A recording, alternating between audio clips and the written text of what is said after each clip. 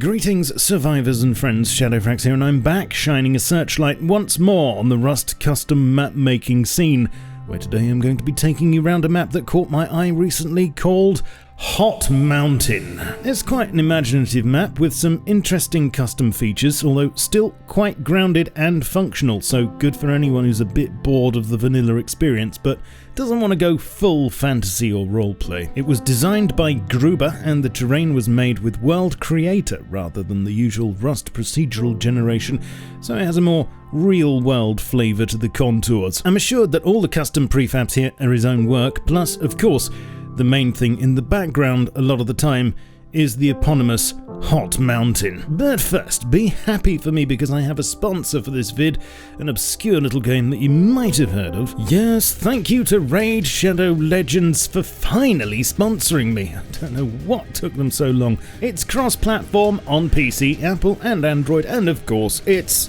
free to play. Gotta say that first, and if you use my link below, you'll get some saucy rewards, plus there's a fun way for us to interact. More on that in a jiffy. Who are these people? Why are we repeatedly smacking them in the face with pointy things and the magics? These and other questions will rarely enter into your mind as you build your team. Smack things in the face with them and level up, over and over again. This is the thrust of the game, quite literally, and it's actually rather pleasant. Plus, I've yet to pay penny one in exchange for the fun, thank you. I'm currently drowning in champions, daily rewards, game modes and equipment, and there are far too many ways to level up characters, including the pub, where you can force feed them booze and other champions. Yes, cannibalism is encouraged. Fight clan bosses, do the PvP, or play through the campaign, which involves lots and lots of hitting things in the face, and sometimes the knee, depending on how tall they are. If you use my link down below, you can grab some tasty loot, which you'll find in your treasure box up here when you log in, including 50,000 silver, 50 gems, 5 mystery shards, and Mrs. Hexweaver here, who's a rare support champion. Also, when you download and complete the tutorial using my link below, you'll also help me hit a goal and see the tracker increase in real time and your name in the box. What a time to be alive. Plus, the top contributors will be featured in my next video, and you'll see how if you stay tuned. Right, back to the video. So let's have a look at the map. It's 4K in size and all biomes are represented. There's a large snowy mountain in the north, a desert area in the south, and a number of outlying islands that could be claimed. Pretty much all of the main monuments are here, including Bandit Camp and Compound, launch site and both oil rigs. Plus, it has a number of custom-built monuments and a few others that are familiar but tweaked in various ways. So what I'm going to do is take you on a tour around the island and try to show you as many features as possible. Come on then. So, starting off in the northwest corner of the map, we find a small swampy lagoon, not far from an island with a lighthouse. There's a mix of salt and fresh water here, and this is also the site of the first custom monument. Just between these two statues is a blast door, opened by a wheel on the outside, and turning this will let you dive down into a submerged science lab. I've turned off the underwater effect so you can see it properly. There are quite a few crates down here, a couple of areas to explore, and even a toy car, and I like the way it's been set up with furniture and the loot all floating in the water. Travelling down the road a little way from here, you'll find the next custom monument, and although it doesn't look like much from the outside, there's plenty to do here under the surface. Up top there's a loading station with a power supply that's on the blink, and a green card puzzle giving you access to some loot and a blue card. But then, if you travel down this ramp, you'll discover an underground car park on 2 levels, complete with bikes and an entrance to quite a large bunker system. This is where you'll be able to use that blue card, plus find entrances to 2 crystal-lit cave systems in which to build. Now, if you like living in caves and you're only human, this map is definitely for you, as there are numerous underground systems across it, especially in and around the large snowy mountain in the north.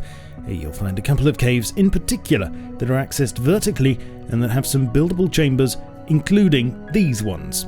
I guess some people might not mind swapping privacy for a niche location. By far the biggest surprise up here though is found by navigating your way down this hole, which is the only way in or out, I must say, but this here is a great use of the iceberg and ice lake prefabs to make a frozen tunnel system at the start.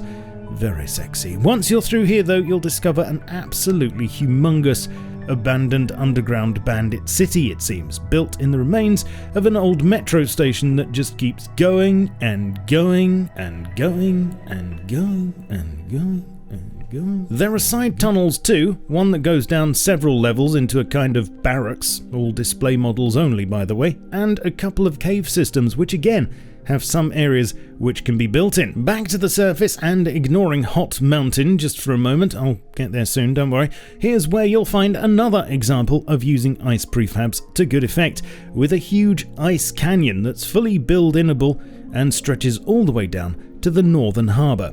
This really is a great place to build if the cold doesn't bother you. Then, a little to the east of here, you'll find the next custom monument, a sprawling industrial site with many buildings to explore, and a couple of red keycard doors, one of which leads to an underground bunker, where apparently someone has discovered the secret of Tier 2 cooking. Just near here, on the hill, is yet another entrance to the underworld, which leads to another huge cave system.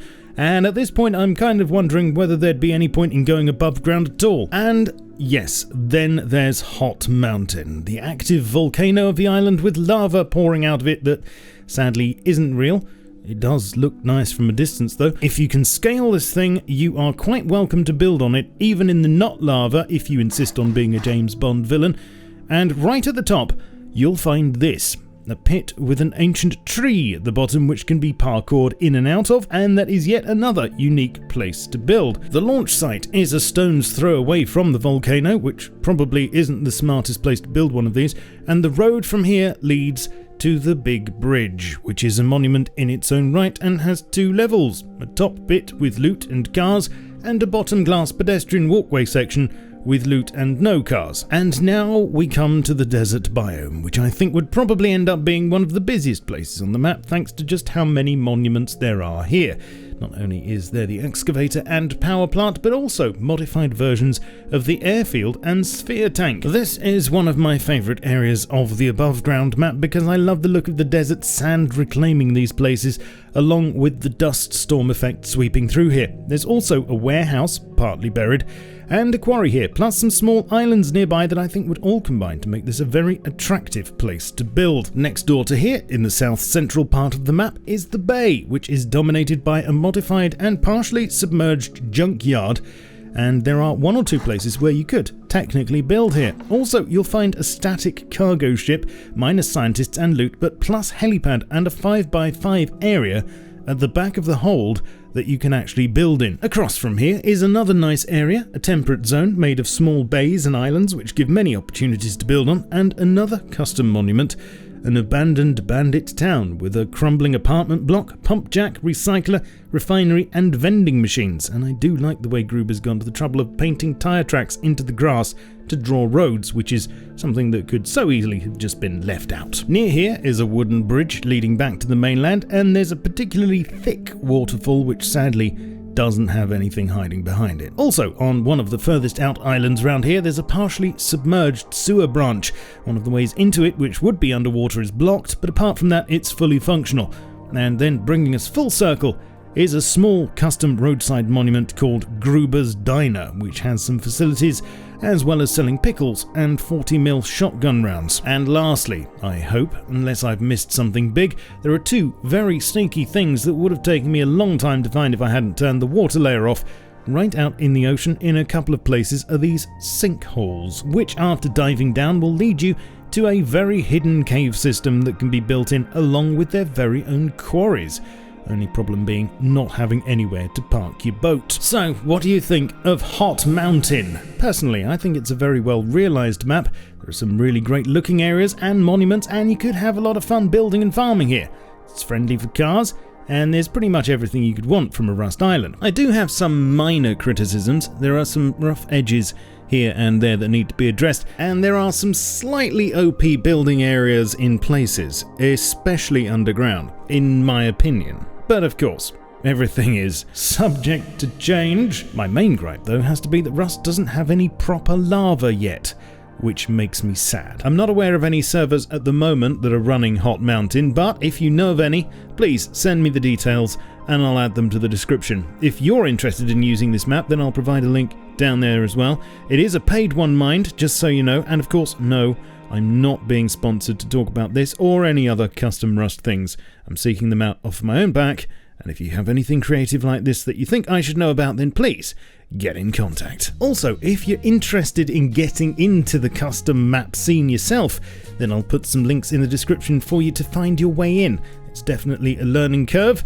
but a rewarding one. If you enjoyed this video, then please leave me a like and subscribe to the channel. Come and join me on Twitch, where I stream things, and stay up to date with my content on Twitter, Facebook, Discord, and my Steam group. A big thank you to my patrons for their continued support. I shall catch you all very soon, but in the meantime, keep calm and stay rusty. Cheerio!